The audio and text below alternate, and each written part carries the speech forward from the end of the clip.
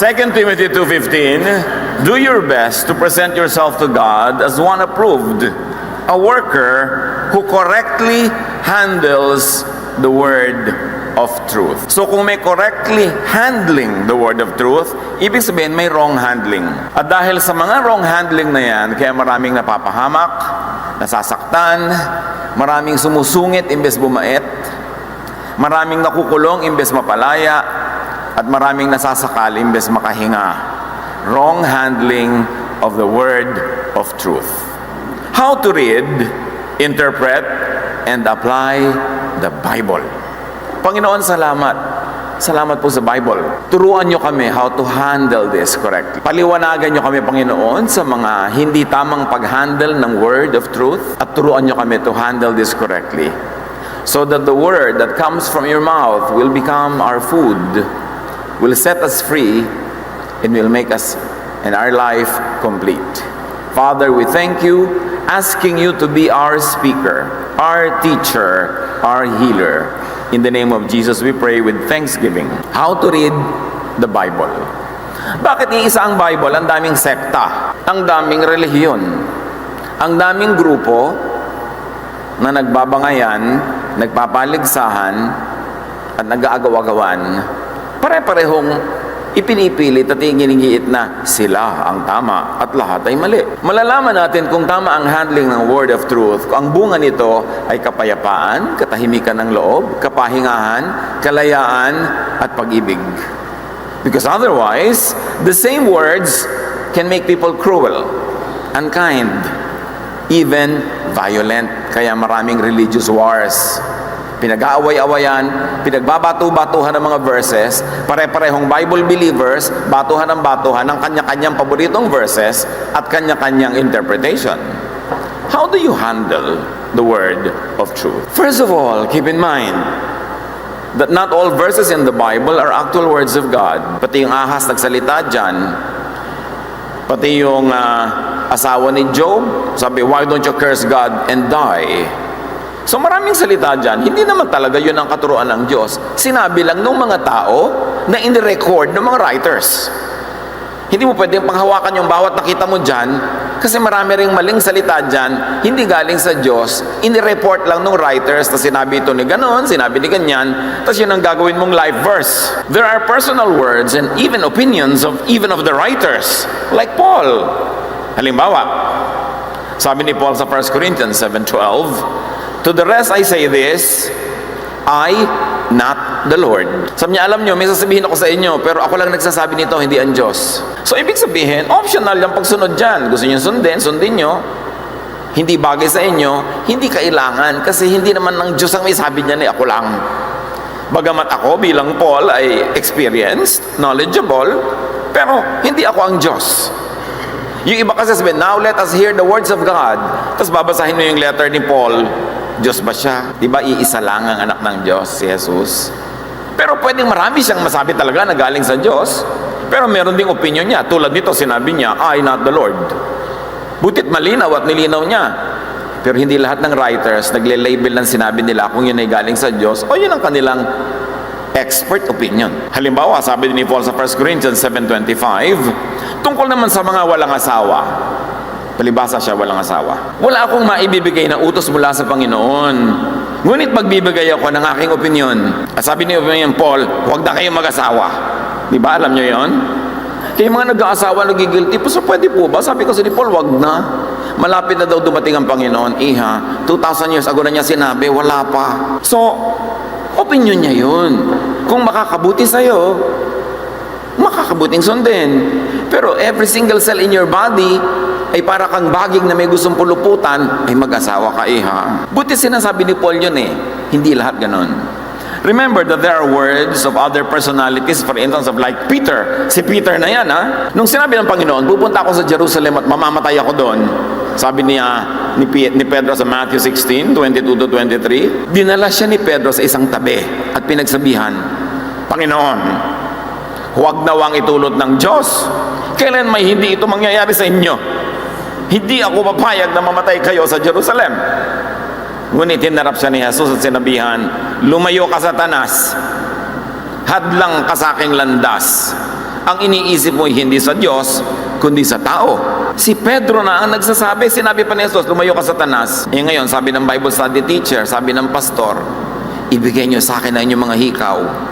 Sabi mo, Satanas, lumayo ka sa akin. O tambunting, lumayo ka sa akin. Di ba?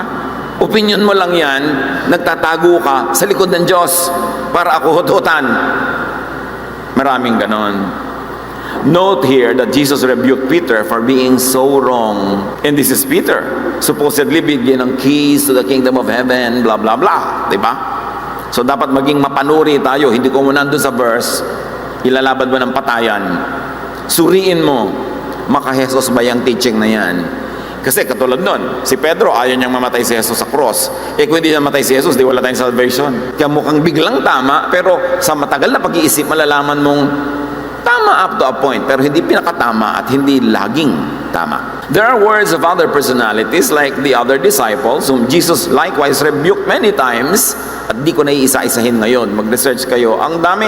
Yung dalawang disciple, pinag-aagawan kung sino uupo sa kaliwat kanan ni Jesus. Maraming ganung ideya. Human ideas coming from the disciples. Marami ring words ng clerks and even scribes. Noong araw, ang nagsusulat ay hindi naman talaga yung tunay na pinanggagalingan ng ideya. Merong mga sekretaryo yan na tagasulat, mga scribe. Si Paul, may scribe siya. At nung idinikta ni Paul ang Romans 16:21-22, sabi ni Paul, Timothy, who works with me, sends his greetings. And so do my relatives, Lucius, Jason, and Sosipater. Now take note. I, Tertius, also send my greetings. I am a follower of the Lord, and I wrote this letter. Imagine, yung sekretaryo nagsingit ng message niya doon sa loob. And because later generations wanted to consider Scripture as every word being sacred, hindi nila tinanggal yung comment ni Tertius. Imagine yourself dictating to your secretary, kung uso pa yun ngayon, yung nagsa-shorthand at nakakalong sa'yo. Tapos may sinasabi ka, dear customer, this is that. Tapos sabi sa sekretarya, by the way, I am Tessie. Hi. Yun. Nandun sa loob ng Scripture. Remember that there are words of personalities like false prophets, even in the Old and New Testaments, Pharisees, etc., who also are given space in the Bible. The teachings of the Pharisees come from their mouths, recorded verbatim in the Bible. Eh, pag yun ang pinangasahan mong panghahawakan ng mga katuruan mo sa kadadalin. Mark 7:6-8. Sinagot sila ni Jesus, mga mapagkunwari, tama nga ang sinasabi ni Isaias tungkol sa inyo ng kanyang isulat. Walang kabuluhan ng kanilang pagsamba, sapagkat tinuturo nilang galing sa Diyos ang kanilang mga utos. Binabaliwala ninyo ang utos ng Diyos at ang sinusunod nyo yung mga tradisyon ng tao. Sinong kausap dito? Mga religious leaders, the Pharisees who ruled the temple, the priests who ruled over the religion of Israel. Sabi ni Mark, mga fake kayo, ang itinuturo nyo lang kaugalian nyo, katuruan nyo, hindi yan ang tunay na turo ng Diyos. These are the official leaders of the religious system, ha? Kaya pinatay nila si Jesus at ang mga ibang disciples. Jeremiah 23:19, doon ko sa mga propeta ng unang panahon, ganito ang sabi ni Yahweh na makapangyarihan sa lahat. Diyos na nagsalita, now being quoted by Jeremiah. Huwag ninyong papakinggan ng mga propetang nagpapahayag sa inyo. Pawang kasinungalingan lamang ang sinasabi nila.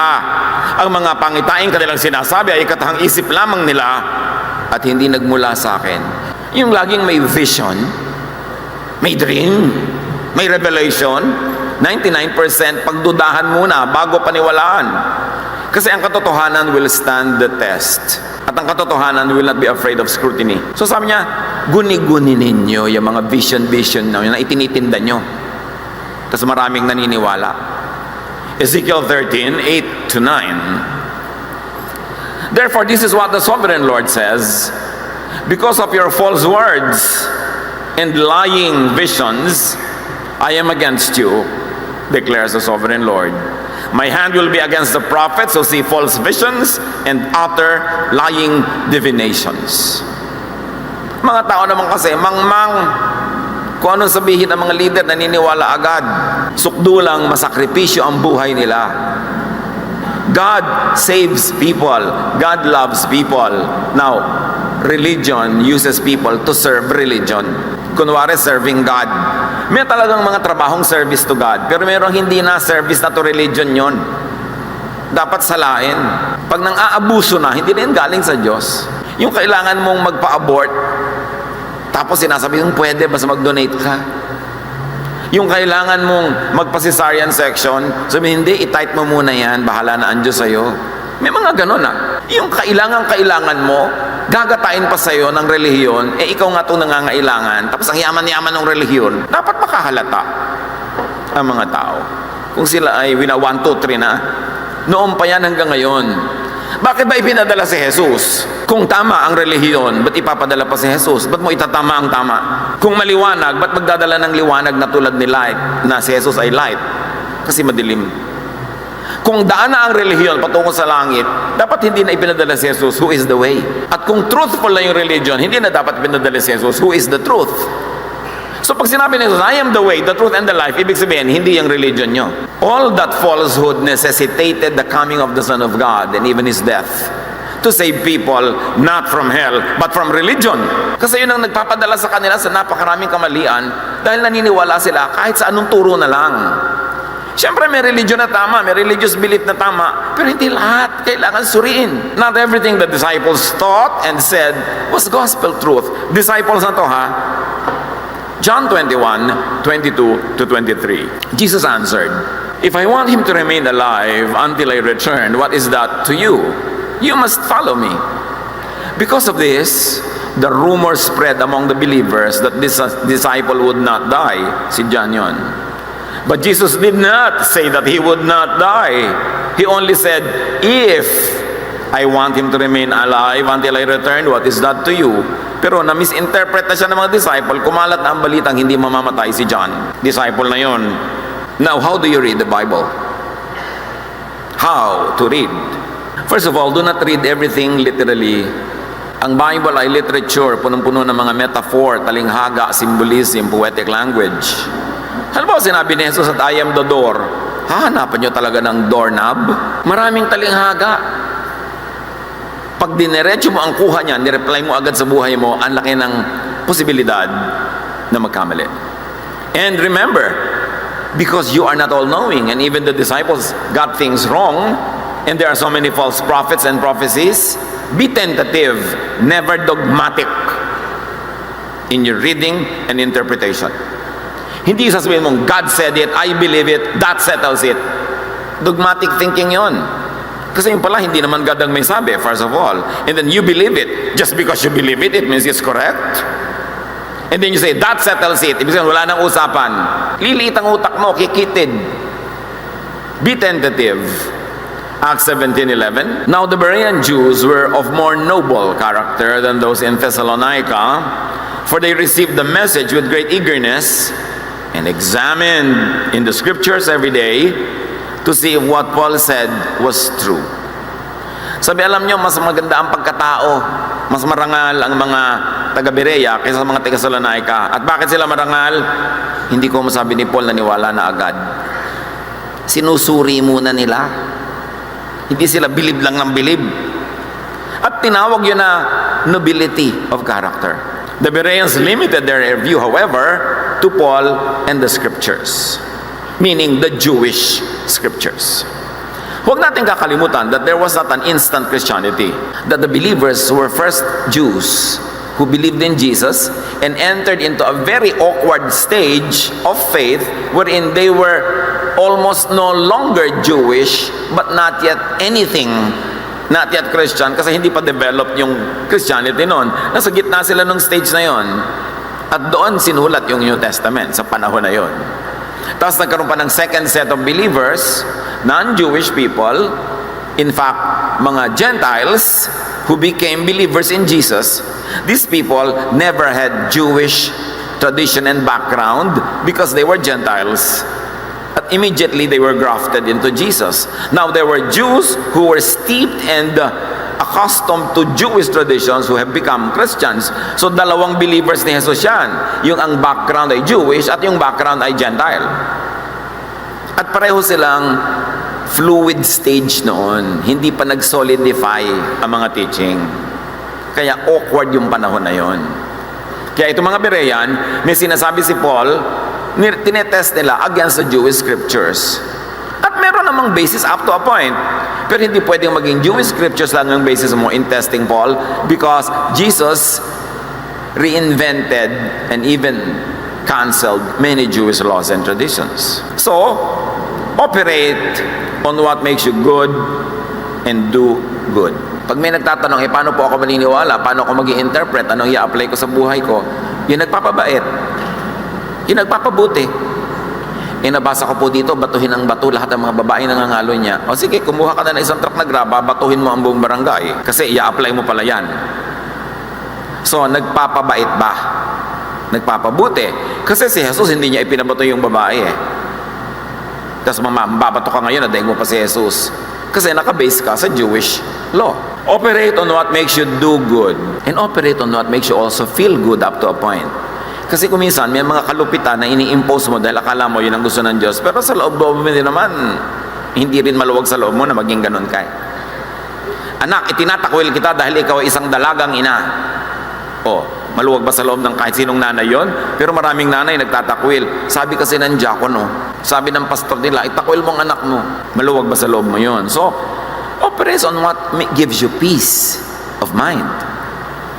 And if you're going to choose whether you're going to be unkind or kind, choose to be kind because God is kind. Kasi pag binasa mo naman lahat ng scripture, ang dami mo pa rin choices Pwede ka maging napakasungit, napakahigpit, pwede ka rin napakaluwag. Kasi lahat yan, may tatapakan na verse kung gusto mo.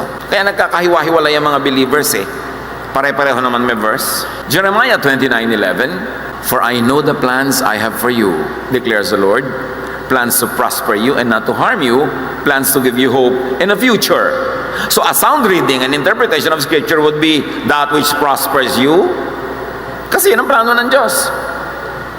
Wala kang trabaho, may makukuha ka, tapos may work sa Sunday, sasabihin ng pastor, wag, kasi Sunday is God's day. Pastor, hindi po pwedeng magkaroon tayo ng Wednesday worship para makapagtrabaho naman ako dahil nagdarahop na kami. Remember, ang plan ng Diyos is to prosper you, not to harm you, to give you hope in a future. So, magkakaroon ka ngayon ng basis sa pag-interpret, sa pagsunod. Kasama nito, i-apply ang 2 Timothy 3:16, yung sinabing everything in the scriptures is God's word. All of it is useful for teaching and helping people and for correcting them and showing them how to live. But you know that if you apply this literally, every word you will have to apply because every word is God's word. No. The word there that comes from God is not every little letter and word and paragraph, but the godly application of the whole story.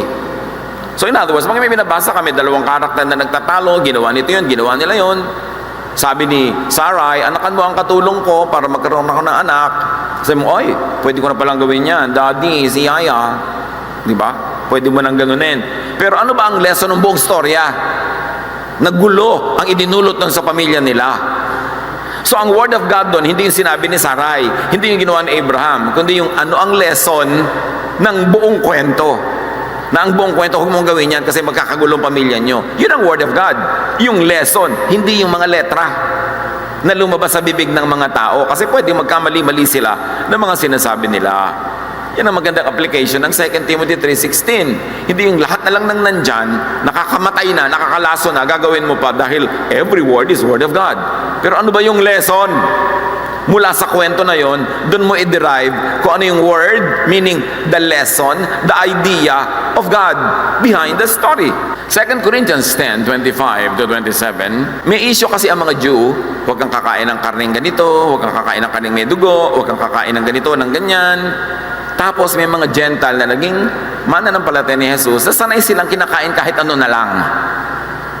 So inuusig sila ng mga Hudyo, sister, dapat huwag kang kumain yan. Diba? Sabi, bakit? Buong buhay na akong kumakain ito. Ngayon pang nagkaroon ako ng Savior, ngayon pa hindi pwede. Sabi ni Paul, kumain kayo ng anumang nabibili sa tindahan ng karne. At huwag nang magtanong pa upang hindi mapagabag ang inyong budhi. Sapagkat sinasabi ng kasulatan, ang buong daigdig at lahat ng naroon, ang Panginoon ang may-ari nun. Ibig sabihin, all foods are clean, but not all foods are clean clinically. Ang pinag-uusapan lang, all foods are clean spiritually. Hindi madudumihan ang kaluluwa mo na kinakain mo, pero pwede makasama sa blood chemistry mo. Diba? Kung anyayahan kayo ng isang hindi sumasampalataya at nais niyong dumalo, Pastor, pwede po bang mamiesta? Di ba? Di po ba ang mga pagkain doon na iniaalay sa poon? Bla bla bla. Sabi ni Paul, kainin ninyo ang anumang inihain sa inyo. At huwag na kayong magtanong pa kung iyon ay ikagugulo ng inyong budhi. Bakit hahadlangan ng budhi ng iba ang aking kalayaan? Sinasabi ni Pablo, malaya ako mamiesta. Ngayon, itong mga conservative ayaw, di huwag ka, ba't ako pinipigil mo?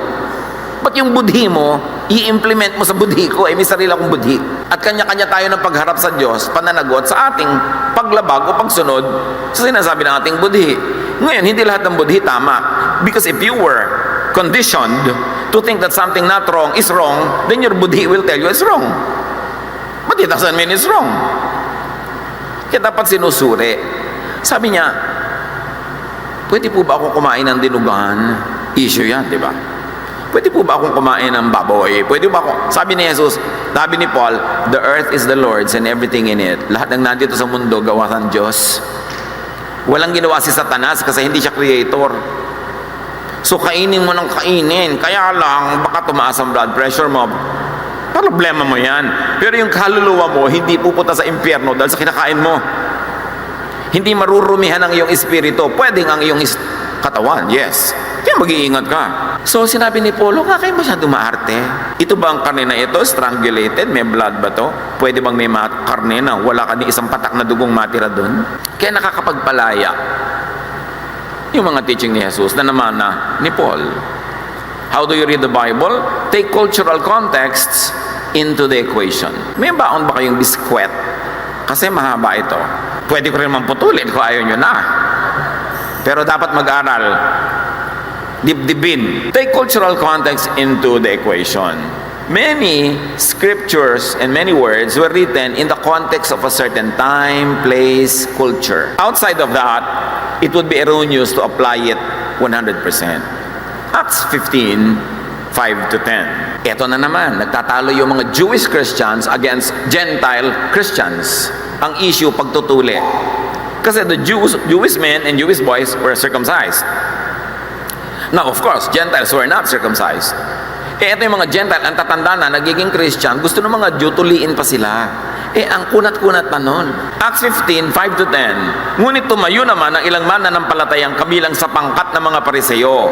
At kanilang sinabi, kailangang tuliin at utusang tumupad sa kautosan ni Moises ang mga hentil na sumasampalataya. So ang point ng mga Jewish Christians, kailangan gawing Jewish muna ang mga Gentiles bago maging Christian.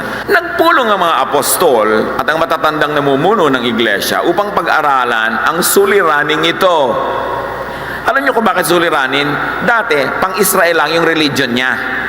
Ngayon si Jesus, na galing sa lahing Israelita, ay nagpasimula ng isang bagong pananaw galing sa Diyos at tapos dinala ng mga disciples niya yung relihiyon sa mga non-Israelites na dating pang-Israelite lang. You can imagine the trouble that it will cause culturally. Pagkatapos ng mahabang pagtatalo, tumayo si Pedro at nagsalita. Bakit sinusubok niyo ang Diyos? Bakit ninyo inaatang sa mga mananampalataya ang isang pasaning hindi na kayang dalhin ng ating mga ninuno at hindi rin natin kayang pasanin? Sabi niya, magpakatotoo tayo. Tayong mga Israelita, ang ating mga ninuno at maging tayo ngayon, hindi naman natin talaga nasusunod si Moses. Tapos yung mga taong hindi Israelita, gagawin nyo pang Israelita para dumami ang magigilty, para dumami ang hirap sa buhay nila. So by that statement, circumcision as law was invalidated. Peter says, why impose Moses on non-Jews? Tayo mga Jew, pinalaya na ni Jesus kay Moses, tapos yung mga Gentile who were never under Moses, ilalagay pa natin. Di napasama pa sila, imbes mapabuti. Kaya sabi ni Jesus, you travel over land and sea to win a single convert, and when you have done so, you make him twice as much a son of hell as you are. Son of hell meaning guilty. Pinapadami niyo ang guilt niya, imbes lumuwag ang buhay niya. In the same way, Jesus invalidated stoning to death by not stoning the woman caught in adultery to death. In the same way, Jesus invalidated the Sabbath by doing many good works during the Sabbath.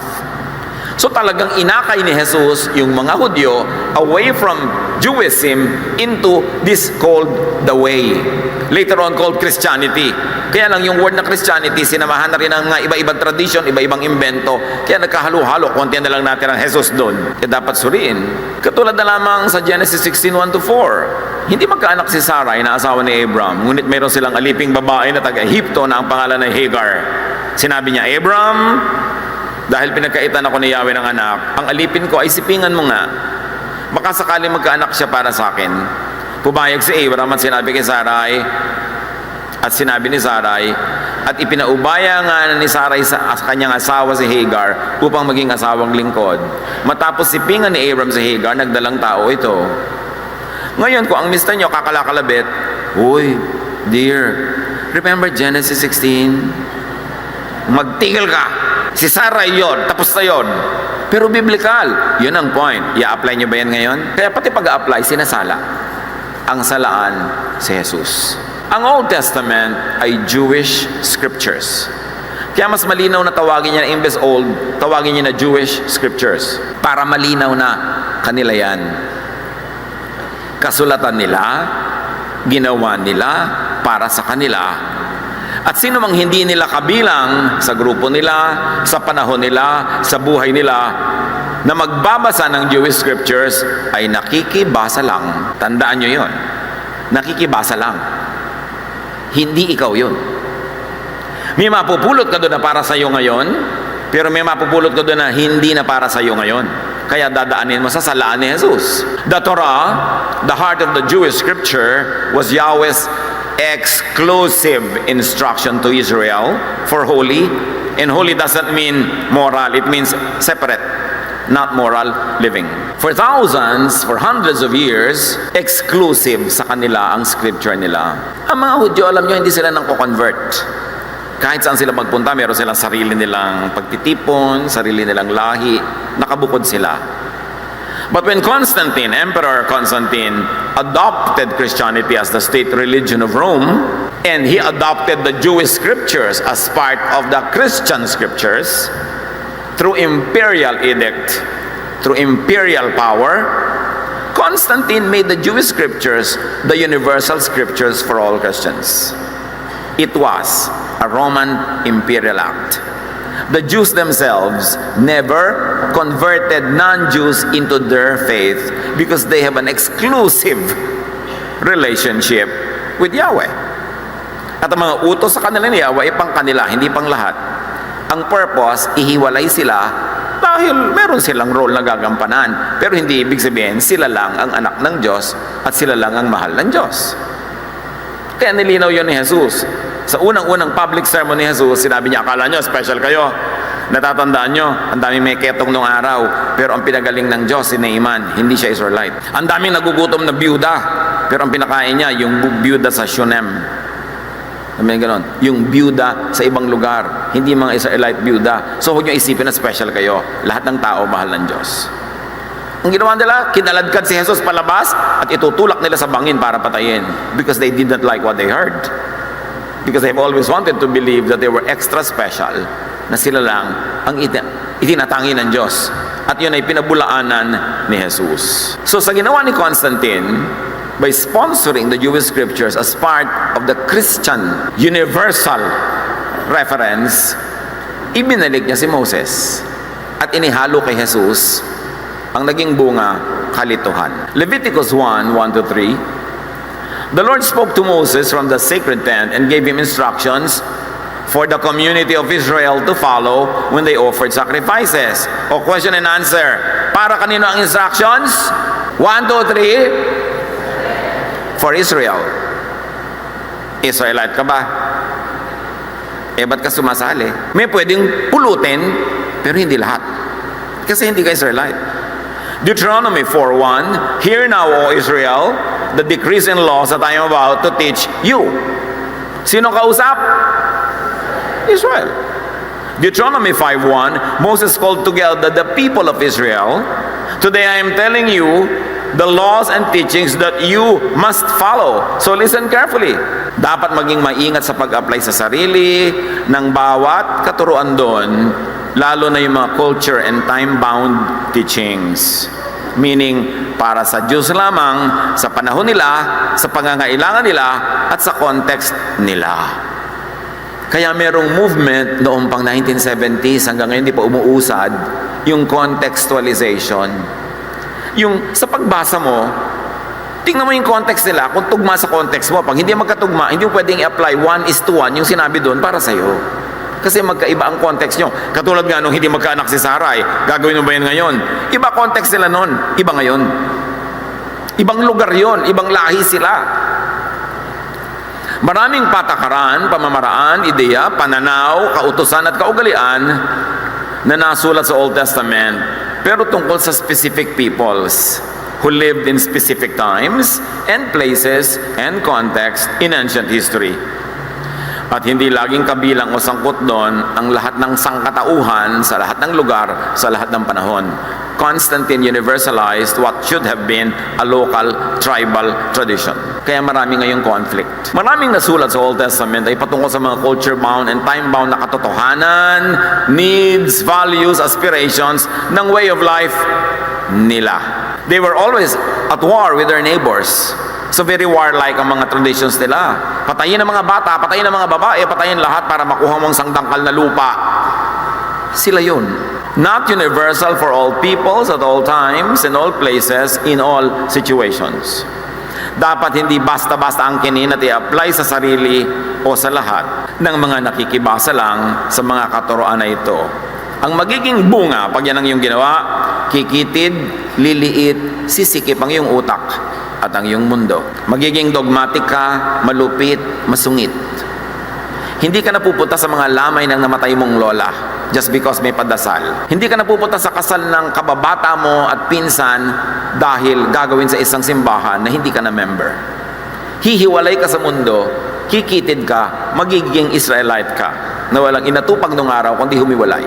Lahat dapat mag-ingat kung ang application would be unloving, unkind, cruel, anti-Jesus. Kaya tayo naman ay nagtatanghal ng Jesusness.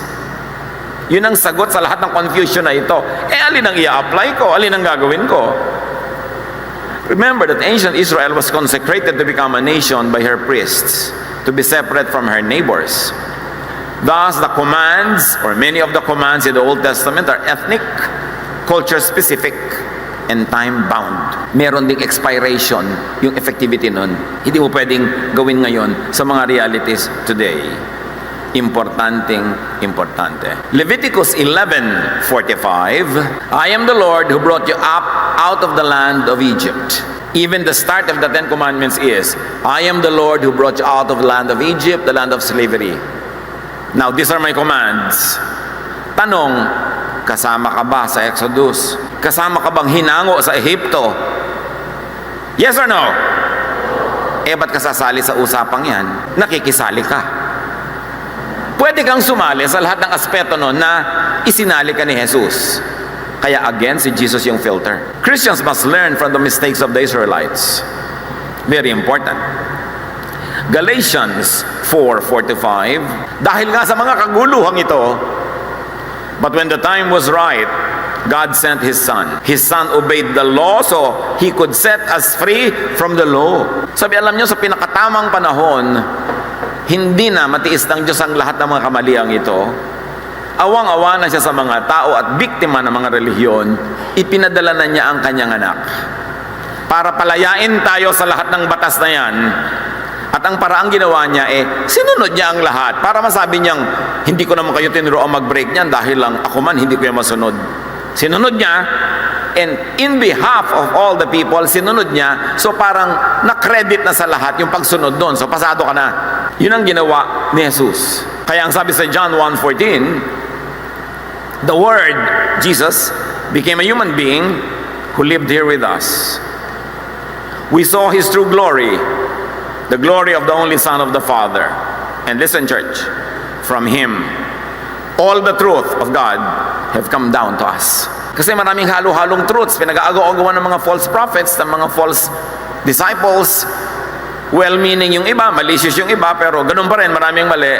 Sabi ng Diyos, anak, bumaba ka sa lupa, tupdin mo lahat yung mga utos na nila na yan para makita nila na hindi lang tayo nagpapa-exempt, hindi lang tayo nagpapalusot, at sa pagtupad mo niyan, sagot mo na ang lahat ng di makatupad. Free na sila, saved na sila, savior ka na. At please lang anak, ituwid mo lahat ng katuroan na balubaluktot. Para ikaw ang maging way, hindi sila. Ikaw ang truth, hindi sila. Ikaw ang life, hindi sila. Kaya ipinadala si Jesus. Kasi nga, kung tama na lahat, ba't pa siya ipapadala para mamatay? Eh di sayang naman yung effort. Kinailangan gawin yon. Importanteng dibdibin yun. Christians must learn from the mistakes of the Israelites. Romans 9:30 to 32. What then shall we say?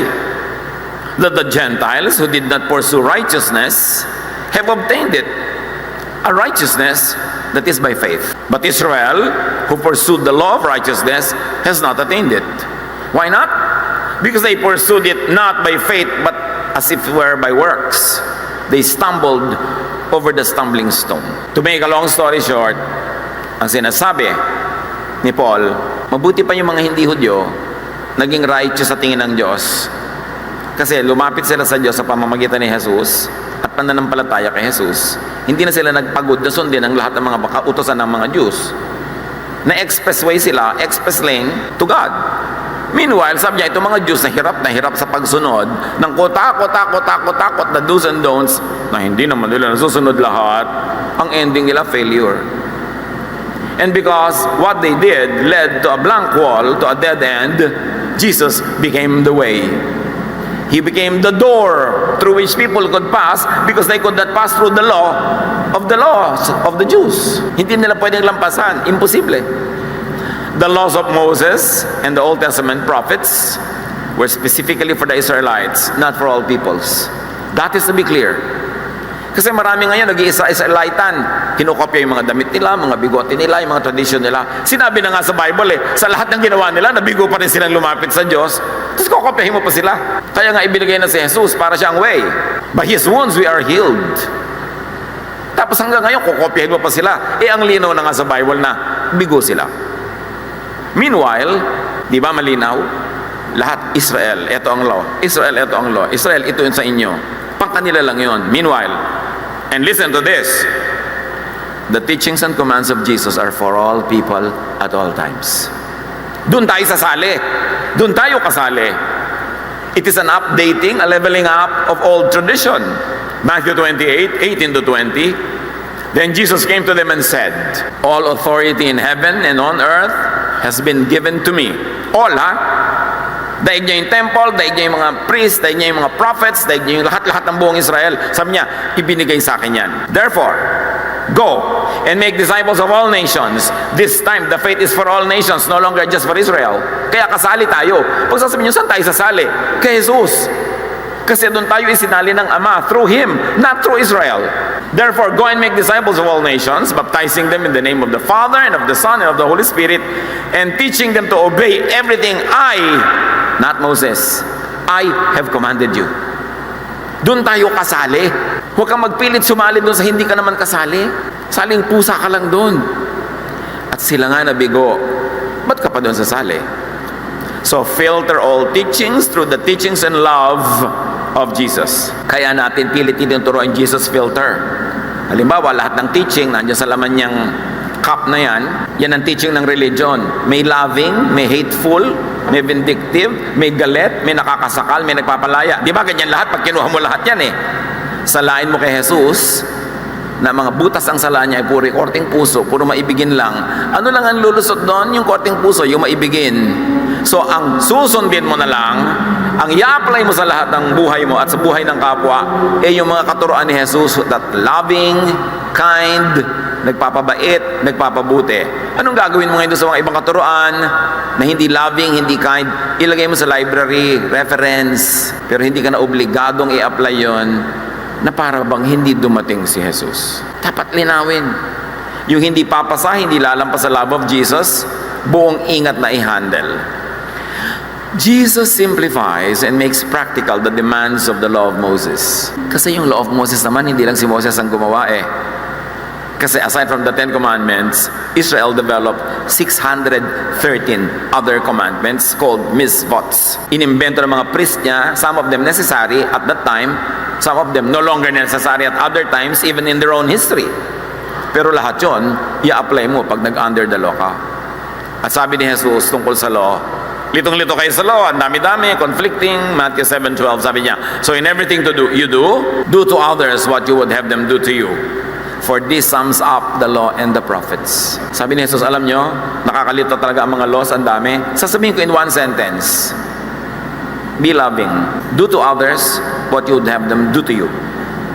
Kung anak mo ang nagkasala, gusto mo batuhin siya ng buong barangay? Siyempre no. So huwag ka man bato ng anak na may anak. Nagkamali ka, nagkasala ka, gusto mo batuhin ka sa plaza hanggang mamatay ka? Di ba no? So huwag ka rin mambato na nagkakamali at nagkakasala. Sabi niya, do to others what you want done to you. Sabi niya, yan na ang buong law and prophets. Huwag na kayo magpakalito-lito. Yan ang i-apply nyo. Kailangan ang ending, bumait ka, bumuti ka sa kapwa. Jesus narrows down the whole law into its spirit and true intention, which is love. Matthew 22:37-40. Jesus answered, love the Lord your God with all your heart, soul, and mind. This is the first and most important commandment.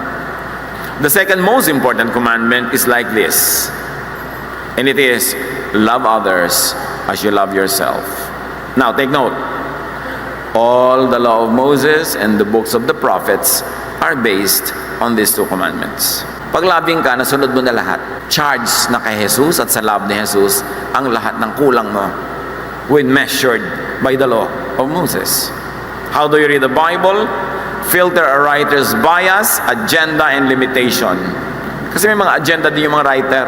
Yung mga priest nila na gustong-gustong sakupin yung lupa. Sasabihin, patayin nyo sila. Pati mga bata, pati mga babae.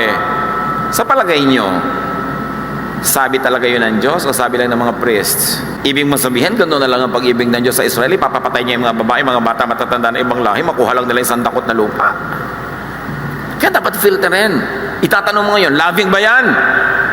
Sasabihin kaya ni Jesus sa atin, patayin nyo silang lahat para makuha nyo yung lupa.